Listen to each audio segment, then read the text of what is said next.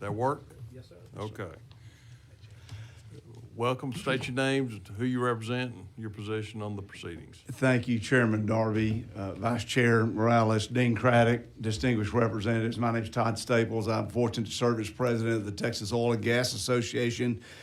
And on behalf of our member companies that produce and transport and refine and liquefy and service and export oil and natural gas, we thank you for the opportunity to testify today and to update you on the industry and the progress that has been made over the last few years.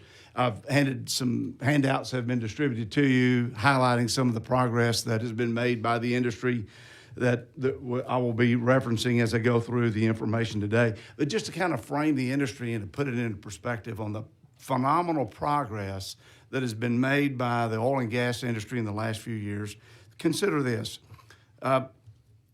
In January of 2015, there were 756 active wells producing about 3.4 million barrels a day of oil. Just about 10 years later, in November 2024, the number of active wells dropped to 281, a 63% decline, while the production increased to 5.8 million barrels per day, a 71% increase. This remarkable production was a result of the commitment of industry to develop innovative solutions and the fact that Texas is open for business. Generating these results certainly was not easy, and so often this level of growth can be taken for granted. We know that policy can promote prosperity or it can hinder it, and we appreciate this legislature recognizing this natural resource and the opportunities that it presents to all Texans. You don't have to live in the middle of the oil patch to benefit from the tremendous work that is being done here. And in fact, this industry is so prolific, I think of it kind of like the Bluebell slogan, eat all you want and sell the rest. And that's certainly what this industry has done, is provided for the needs of our great state, but then has been in the fortunate position to improve the lives of people all across the globe. The Texas pipeline natural gas exports in November of 2024 were 3.8 billion cubic feet per day to Mexico. Texas LNG exported 8.3 billion cubic feet per day in November 2024 to countries, about 39 countries across the globe. People across the world are literally lined up at the doorstep of Texas in energy need, and we are delivering in phenomenal ways. Texas exported 4 million barrels per day of oil and 4.9 million barrels per day of petroleum products in November of 2024. And this was all done by about 500,000 Texans who have a direct job in this industry, supporting their families and their communities because of oil and gas production. What has happened in the last 20 years has truly been phenomenal, and nothing identifies it better than this. Less than 20 years ago, the United States was importing 12.4 million barrels per day of petroleum, relying on foreign sources for nearly 60% of our domestic petroleum needs. And now that's all been turned around. We're a net exporter as a nation. Texas is obviously the #1 producing state in the nation for oil and natural gas. And on the economic front, Texans have benefited greatly. Just last year, as the handout demonstrates, $27.3 billion were paid in state and local taxes and state royalties, a $1 billion increase from the year before. That translates to an astonishing $74.8 million per day that's funding our roads, funding our schools, funding our first responders. And to put that in context, $27 billion in taxes and royalties paid last year by the Texas oil and natural gas industry alone is more than the entire tax revenue of 34 states. Not only is our economic and productivity stellar, but environmental progress has been made by the industry, and it's just as amazing. To hit those highlights, in 2015 to 2022, methane emissions dropped 42% in key production regions. Methane emissions from oil and natural gas production operations in the Permian Basin in 23 decreased 26% from the previous year, equal to the total amount of carbon emissions avoided by every electric vehicle on the road in the United States last year. In Texas, the flaring rate dropped by 60% since June of 2019 to where we now have a flaring rate of less than 1%. And just to wrap up a couple more quick things, I think it's important to point out with the winter season coming to a close, I think it's important to recognize the important role of natural gas in supplying resources to our electricity grid. Natural gas keeps Texans warm and carrying the load in winter months. Dispatchable energy supplies 70% of ERCOT's electricity on average, over 90% of electricity during specific hours of any given week, and natural gas dominates and accounts for an average of 52% of ERCOT's generation. Natural gas storage is also called on frequently, and you'll be glad to know that through market-based activities, natural gas storage has increased. The ability to withdraw natural gas has increased, all responding to market conditions. Electricity policy is important to oil and gas because not only are we producing the natural gas, we're the biggest consumers of electricity in the state. And so residential homeowners and the oil and gas industry have a lot in common when it comes to having a solid electricity plan. And then finally, we appreciate the legislature's work on the Energy Fund, the Permian Basin Reliability Plan.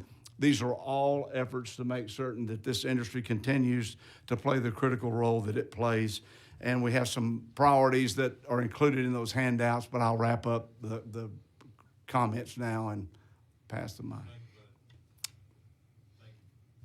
Thank you for the testimony. Just to be clear, state your name again. Your name is Todd Staples. You represent Texas Oil and Gas Association. Todd Staples, represent Texas Oil and Gas Association. And you're neutral on the policy. I'm here in a neutral capacity today. Okay. Providing you're not neutral on the policy. You're just in a neutral capacity on the conversation. That's right. Okay.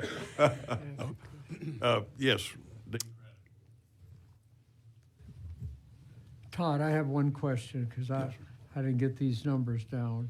But you talked about the number of wells we have were being drilled today versus what they were, say, 2 years ago or 3 years ago.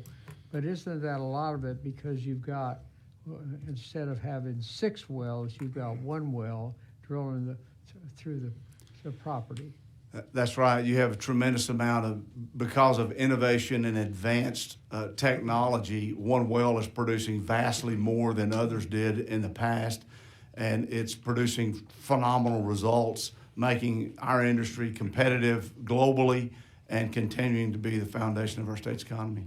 Right, so it's not really what it sounds like if you say what I heard, okay, and I've been known to hear it wrong. But what I've heard is like the number of wells we're drilling are down.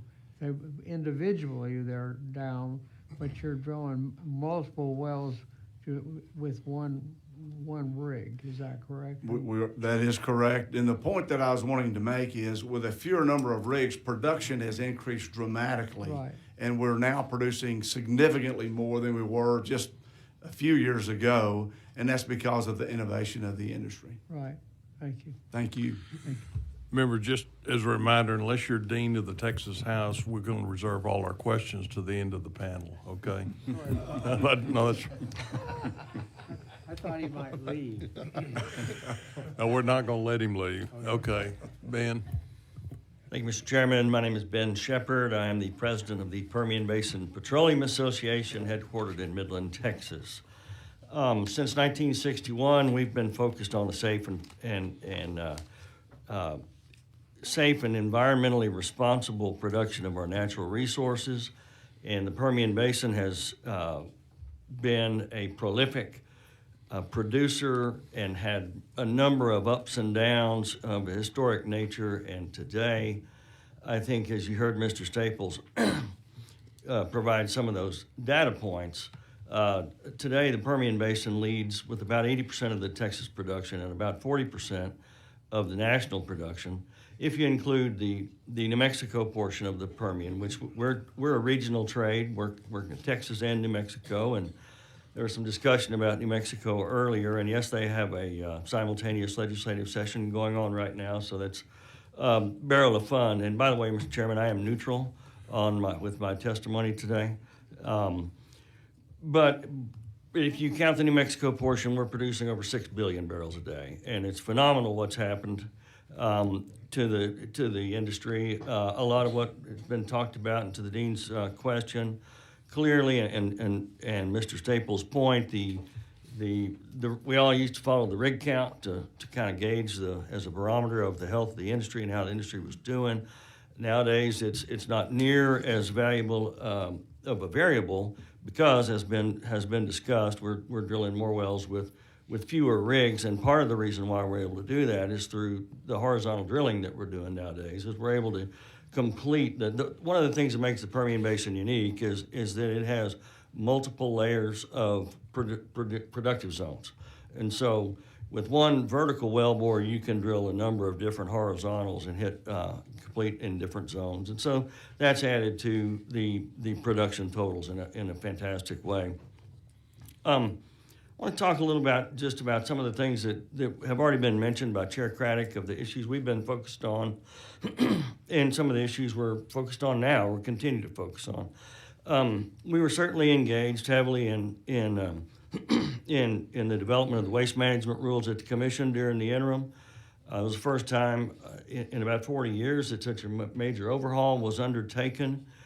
We feel like that the new provisions for produced water recycling, commercial recycling, stricter regulations on permitting and operations of disposal pits will all work towards improving groundwater protection. The Permian Basin Reliability Plan has also been mentioned. We've had a deficit of available transmission in the Permian Basin for a number of years now. We've been focused on this in the interim and continuing to follow legislation this session as it's become a statewide issue, both on the transmission and distribution side as well as the generation side. I think many of us are well aware of the load growth in every industry as everyone tries to electrify, and oil and gas is no exception.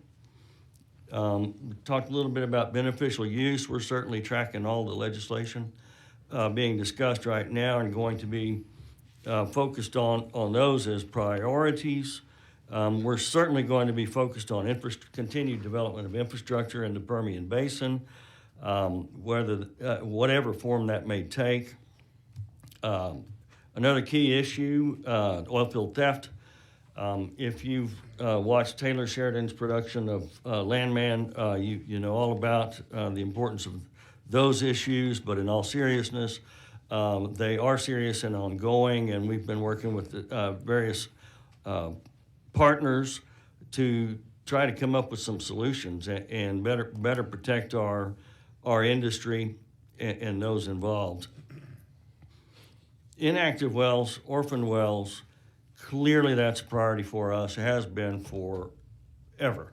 As long as I've been working on these issues, it's been a challenge. I appreciate Commissioner Craddock, Chairman Craddock's request for additional funding and all of her insights and input on these issues. PBPA submitted letters of support of the Railroad Commission and TCEQ, and as well as the PUCs. LAR, hopefully the funds will be available to help them take these extra steps. There's legislation out there right now, and perhaps more on the way, having to deal with inactive wells. I think we do need to take a really good look and close some of the what we'll call just loopholes at the moment. As the chair mentioned, right now, while there's a number of different requirements to keep a well inactive and to be approved for a plugging extension, if you meet those, you can continue to get plugging extensions, and I think we're certainly supportive of putting some reasonable limitations on that, Mr. Chairman. I think with that, I'll leave some where many of us are working on the same issue, so I think I'll conclude my remarks right there and stand for questions at the appropriate time. Thank you, Ed. You're up next. Thank you, Chairman Darby, Vice Chairman Morales. My name is Ed Longenecker, and I serve as president of the Texas Independent Producers and Royalty Owners Association, or TIPRO for short. And I appreciate the invitation to testify, and I am testifying in a neutral capacity as well. And Ben is right; we share a lot of the same priorities, and there's a significant degree of collaboration occurring from a policy standpoint between all of our associations, which is very beneficial for our industry and I think the legislative process. Just a little bit about my organization. TIPRO was founded in 1946, but our roots actually date back to our predecessor organization, the Independent Petroleum Association of Texas, which was formed in 1933 and would later reconstitute itself as TIPRO to give a stronger and more unified voice to independent producers and mineral owners. And we have represented tens of thousands of companies, their employees and families since our inception, which we're very proud of. Today, TIPRO is one of the largest statewide oil and gas trade associations. Collectively, our members produce nearly 90% of the oil and gas in Texas and own mineral interests in millions of acres across the state. We represent the largest operators in Texas, but the majority of our members are small to mid-sized independent producers, as well as, again, royalty owners and service companies, including leading service companies like Halliburton and SLB, formerly Schlumberger, both of which have been members of ours for 79 consecutive years. I know this committee fully understands the importance of our industry from an economic and energy security perspective, and you'll hear a common theme throughout the testimony today. But today we released our 2025 State of Energy Report, which is the most comprehensive annual economic report for the U.S. oil and gas industry with an obvious emphasis on the great state of Texas. So I would be remiss if I didn't highlight a few of those data points. I also provided some additional information in my written testimony, and you can access the full 60-page report on our website at tipro.org. First, Todd mentioned the significant employment within our industry, and once you incorporate the direct, indirect, and induced multipliers for employment, last year the Texas oil and gas industry supported 2.8 million direct and indirect jobs. And last year, the direct gross regional product for the Texas oil and gas industry, which is essentially GDP for a region of study, was $366 billion, or approximately 15% of the state economy. And if you apply a conservative multiplier of 2.5x, last year our industry supported just under 40% of the state economy as a whole. Last year we produced over 2 billion barrels of oil, including condensate.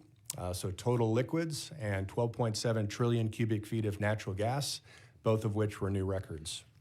And finally, to illustrate how connected our industry is to the broader economy, last year the Texas oil and gas industry purchased U.S. goods and services in the amount of $307 billion from virtually every business sector in the United States, 81% of which came from Texas businesses.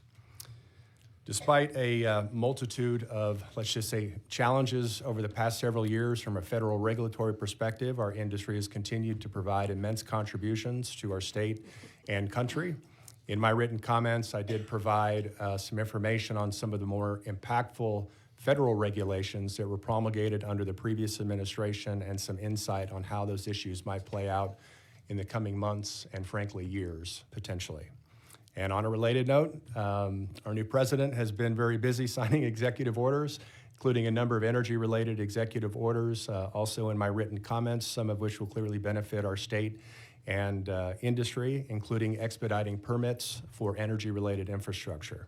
Further, our Energy Secretary, Chris Wright, has released a number of priorities or directives, also in my written comments, and has vowed to pursue a culture of transparency, performance, and common sense to succeed. And if I could paraphrase some of his other recent comments, energy is not a sector, it is the sector that enables all industries to operate or survive. And the Texas oil and gas industry will clearly play an important role in that respect for decades to come, and we look forward to working with this committee throughout the 89th legislative session as you evaluate policy that could impact oil and gas production, our economy, and energy security for our state and country. Thank you again for the opportunity. Thank you, Ed, for your testimony. Carr, you're up. Thank you, Mr. Chairman, and good morning, Mr. Chairman, Vice Chairman Morales, Dean Craddock. My name is Carr Ingham. I am the president of the Texas Alliance of Energy Producers.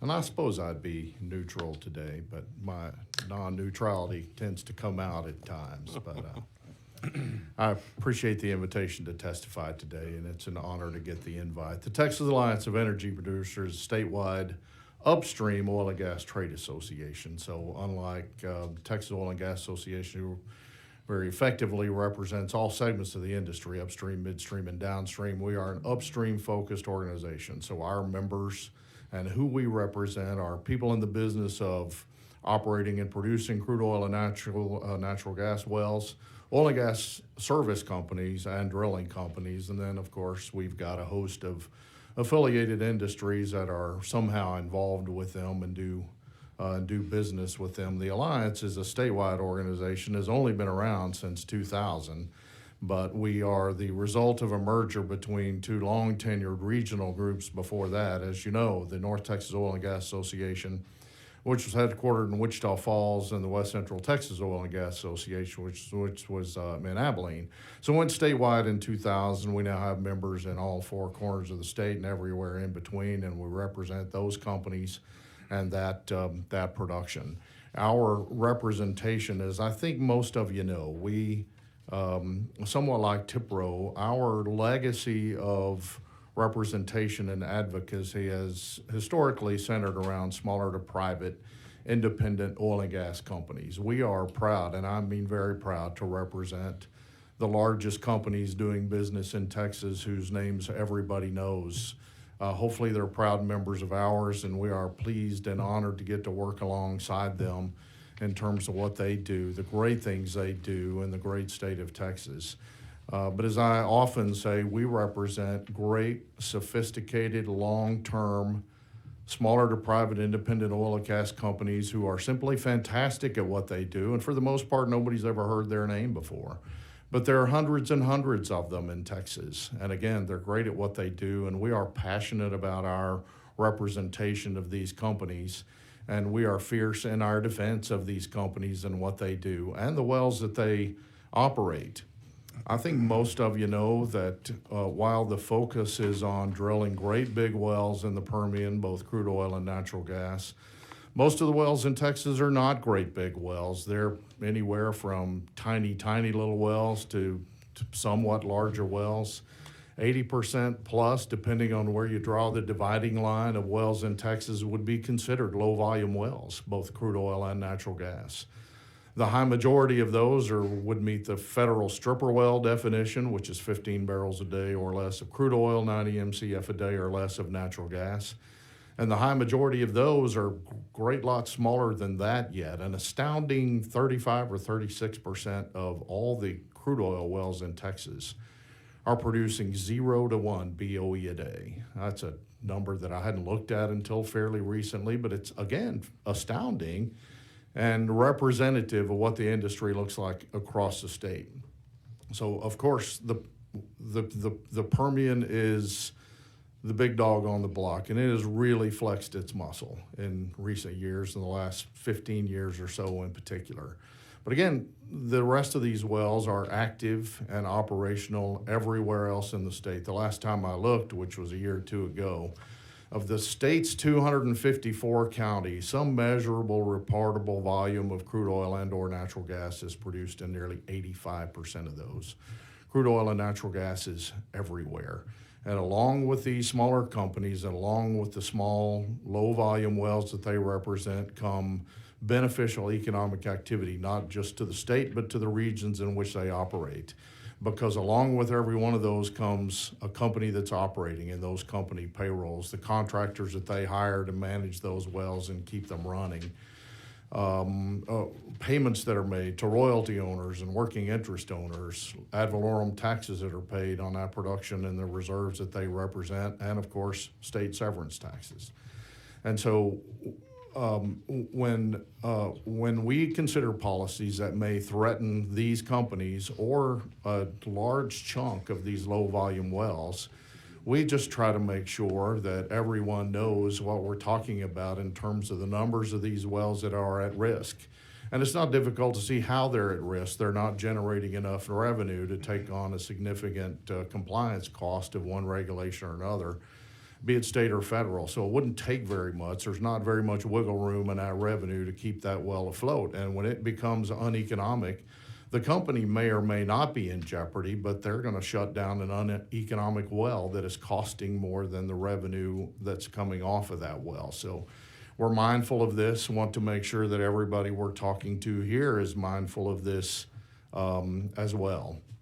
And finally, there's an extraordinary ecosystem of how the industry operates in Texas.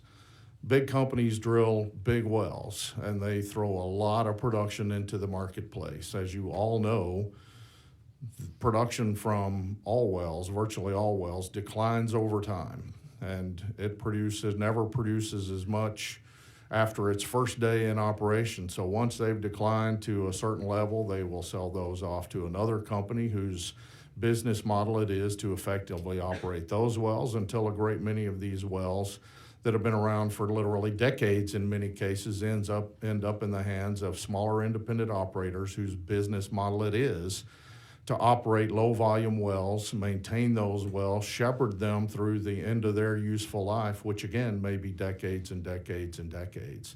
And so this is an industry and a model that thrives in Texas, and we don't have any interest in seeing that ecosystem threatened, because it is what keeps the industry alive, vibrant, looking like it looks today, providing beneficial economic activity locally and statewide. And this can and will and has gone on for decades. Are there challenges? Absolutely. When you go from 1 million barrels a day-ish, which we were producing in the 2008-2009 time frame coming out of the Great Recession, to pushing 6 million barrels a day now, of course there are challenges that come along with this, and probably we wouldn't have that much to talk about if we were still waffling along at 1 million barrels a day without the extraordinary growth that our industry has brought to bear. And so we stand ready to work with you, Mr. Chairman, and this committee in addressing these challenges and these priority issues that you've laid out. And I would simply say in closing that our great oil and gas industry in Texas, which in that same time frame was producing about 20% of the nation's crude oil, now producing about 44% of all of our nation's crude oil. The U.S., led by Texas, has accomplished the thing that we always said we wanted: a long-term, abundant, affordable supply of petroleum energy for literally decades to come. Thank you, Mr. Chairman. Thank you. Okay. Turi? Yes, sir. Can you hear me, Mr. Chairman? Yes. Okay. Sorry, have my back against y'all for a little bit, but yes, sir. Thank you, Mr. Chairman, members. My name is Turi Cannon. I have the honor to represent the 34 member companies of the Texas Pipeline Association, and I shall be testifying neutrally for this committee. TPA is the largest state trade association in the country, representing solely the interests of intrastate pipelines. There are over 465,000 miles of pipelines in this state. That's enough to get us to the moon and almost back, give or take 12,000 miles. And of those 465,000, 418,000 of those are strictly intrastate pipelines contained within just the borders of the state. And fun fact on that number is enough to encompass the globe about 16.7 times. So you can see that we have a lot of pipeline in this state. To distinguish from our upstream partners, the companies that these gentlemen represent, the producers, and our downstream partners, which are users like industrial customers, generators, local distribution companies, pipeline companies, or the bus. We carry the product from one point A to point B. We gather, process, store, and transport oil, natural gas, and natural gas liquids. We continue to be the safest way to transport. We continue to be the most reliable way to transport hydrocarbons, and we have the largest infrastructure in the nation, which accounts for 1/6 of the nation's pipeline miles. We're very heavy regulated for safety and the environment by state and federal government. We place the highest priority on safety of our employees and our pipelines. Our companies engage in ongoing training and awareness programs to ensure they are in compliance and operating safely. Our companies have a very robust inspection schedule and are inspected annually, and these include inline inspections done by a PIG, which stands for Pipeline Inspection Gauge. They are hydrostatic tested. There are direct assessments by Railroad Commission inspectors, and inspections ensuring compliance with all applicable environmental laws and permits. Along with our safety measures, just like these gentlemen bragged as well, we're proud of our economic impact for the state. In 2003, Dean Craddock's alma mater, Texas Tech University, did a study which they found that the pipeline industry alone, not counting our upstream or downstream partners, contributed over $60 billion in economic output. It helped sustain 234,000 jobs, and it contributed about $3.6 billion in state and local taxes. As our energy needs continue to grow, the pipeline industry will be ready to work with those to meet those demands. And thank you for the opportunity to comment, and let me know if I can answer any questions. Thank you, members. Any questions? Okay, I can't let you go just like that. Carr, you're first up on that. All right. I mean, you heard the numbers. 115,880 wells have been active for 1 year or longer. You just touched upon some of the economic challenges that a lot of these small producers have. It's easy to talk about the big wells and the big production. It becomes more problematic as that production drops. But a low producing well under the 90,000 threshold that you mentioned for gas, and would you say less than 10 barrels? 15 is 15 a barrels. federal a day. stripper well definition. But those are not the wells we're talking about in this 115. Those wells are just low producing wells, but these are the wells that are inactive. Correct. And not producing anything. So talk about kind of the challenges your producers have as those wells have become inactive, the reluctance to plug them, because I recognize, as every member of this committee recognizes, that once you plug those wells, then that effectively is a waste of the resources remaining in the reservoir. And what we've all seen as technology advances and completion techniques advance, that while reservoirs were considered outdated and non-productive, we saw the Permian Basin at one. I read a lot of reports that Permian Basin was going to be over. We're not going to have any activity in the Permian Basin, but we've seen technology change, and that has dramatically altered the productivity of those producing zones. So I'd like to talk a little bit about kind of the reasoning to keep it inactive. Is there reasonable hope or expectation by the producer that technology or completion techniques will change, or market pricing will change, that will make that well productive? Are there challenges with labor within the oil and gas company that prevents them from going in and reworking those wells, and the cost to rework those wells? I want this committee to understand some of the challenges that your producers who have largely, I know there are a lot of the larger companies have some of these also. I'm not just focused on the alliance, but certainly I would suspect that a lot of these wells are held by your producers as part of your alliance. But talk about the challenges. I mean, we as a committee, there's already bills filed about how we address inactive wells and some of the regulatory hurdles that an operator has to jump over in order to keep those wells inactive. They have to do certain things. Explain the rationale to the committee on why you have wells that in some cases are 35 years old. Maybe not. Certainly 10,000 of them are 26 to 30. I mean, at some point, and the what point do we have to say that's unreasonable?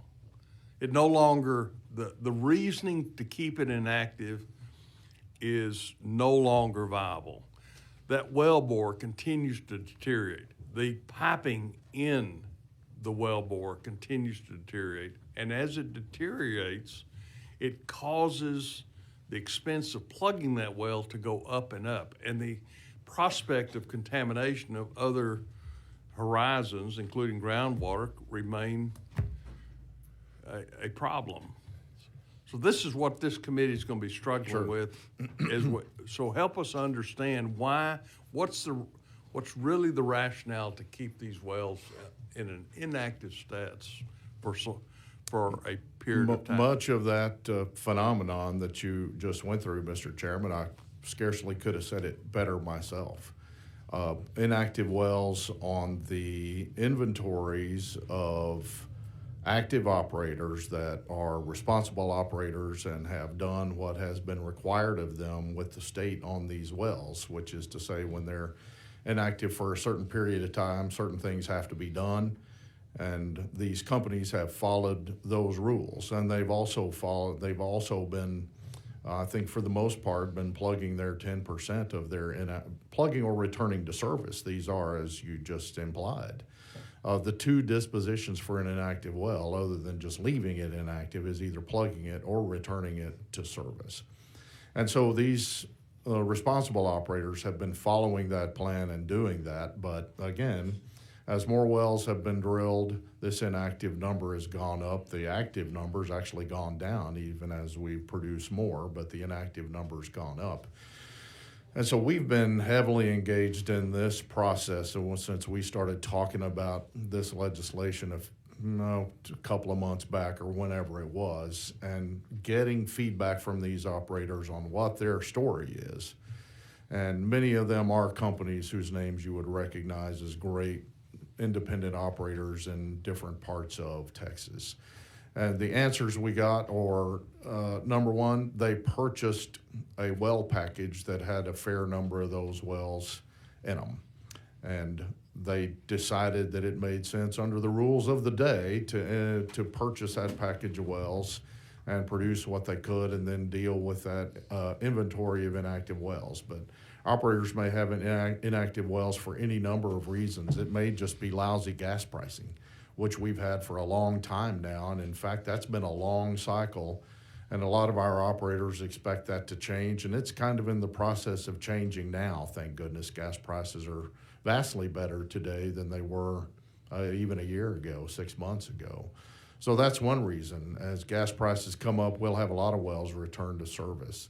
We've got two operators that you would know, great, sophisticated independent operators who are taking inactive wells that are years and years old and have been inactive in some cases for more than 15 years. And either returning them to service as technology is permitting that to happen increasingly, or they're using them for other purposes. And in two cases, these are water floods, which can go into a field and enhance the productivity of that field, and in many cases return an entire field to service. We've got one of those in the Panhandle now. And so this water flood is unlocking some reserves, but this is being accomplished via holes that are already in the ground. And as you pointed out, this production of those reserves would be locked in forever, and then there it goes. And the taxes and the other beneficial economic activity that comes with it. And so these are not necessarily happening on short time frames. I mean, 10 years seems like a long period of time in many respects, but in this world, it's really not. And so returning these wells to service is increasingly happening, and we don't want to listen, we recognize a need to arrest this upward increase in the number of inactive wells and limit the opportunity for those to become a worse category of wells, which is orphaned and abandoned. But I look at the orphaned and abandoned number. The inventory of those is a worse bunch of wells because they're increasingly problematic. Not really a higher number over time. I mean, the number of those wells is about the same now as it was in 2008. But again, they have greater challenges than what's already been plugged at this point. And so when our guys think about adding to their number of inactive wells, it's something's going to have to be done with. And if that something is plugging, all of a sudden there's a fairly large number that they're going to have to deal with in a 10 or 15 year period of time, wherever we end up in the legislation. Those numbers are just bad for most of them, as the cost, as Chairwoman Craddock pointed out, the cost of plugging those wells has gone up just dramatically. Not much sense that that's going to go the other direction as the demand for these activities goes up pretty dramatically going forward. Never mind the fact that our guys and the private companies, for better or worse, and this is not the state's fault, they're doing what is required of them, but our guys are in competition with the state for hiring these companies. And right now, there aren't that many of them out there. There aren't enough to do the work that needs to be done, and they're certainly not in every part of the state where they need to be. And I'm a believer in markets and market forces, as you well know, and I think this will attract more companies over time, but this will be a longer-term process to kind of bring these companies into existence. The cost of materials and labor has gone up fairly dramatically. Love them or hate them, the tariffs that we're talking about are going to increase these costs pretty dramatically because we're talking about steel and cement, both of which we import a lot of. And so there's no chance that these wells and the cost of plugging them is going to go down. There's every chance it's going to go up. Already gone up threefold, and what's it going to do after that? And so this is just kind of the economics of this that we're trying to manage with our companies as we talk through this. But again, the inactive status and what already has to be done with these in a year's time, in 10 years' time, there are costs associated with this already. The 10% of their inactive inventory plugging that costs with that, the opportunity to return them to service and not locking in and closing up these reserves from now till kingdom come is, I think, pretty important and something that the state has an interest in looking at and making sure that's properly handled as we discuss this. And then the rising cost of plugging a rising number of wells. These are all things that our guys are looking at, and we are on their behalf. Okay. Anybody else on the panel add anything to that? Right now? I would like to highlight one program that passed out of the legislature in the 86th legislative session, and that's a bill that we heavily supported that will provide a 5-year severance tax exemption for wells that have been inactive for 2 years or longer. About 4,500 wells were certified as qualifying for that program, and currently 2,700 wells on over 2,000 leases are utilizing that program. I don't know if they were 2 years and a day old or if they were 5 or 10 or 15 years old. I can get that data, but to a lot of what Carr said, we have very prudent, very large members that are bringing these wells back into production after 2 years, after 5 years, even after 15 years. And it's those types of programs that I think create that carrot and help the industry address that problem. And about 90% of the wells that are plugged on an annual basis are done so by the operator of record. And operators at the requirement of the Railroad Commission hold about $560 million in bond in the event that that operator goes away. Those bonds could be transferred to the Railroad Commission to address those problems. But I would say 75% of the orphan wells under the Railroad Commission's purview were orphaned before statutory bonding requirements were put in place. So we have a legacy issue on the orphan well side, and yes, a large inventory on the inactive well side. Exactly. Members, any questions? Okay, guys. Well, that was easy. Thank y'all for coming. Thank you, sir. Thank you, Mr. Chairman. Appreciate your testimony.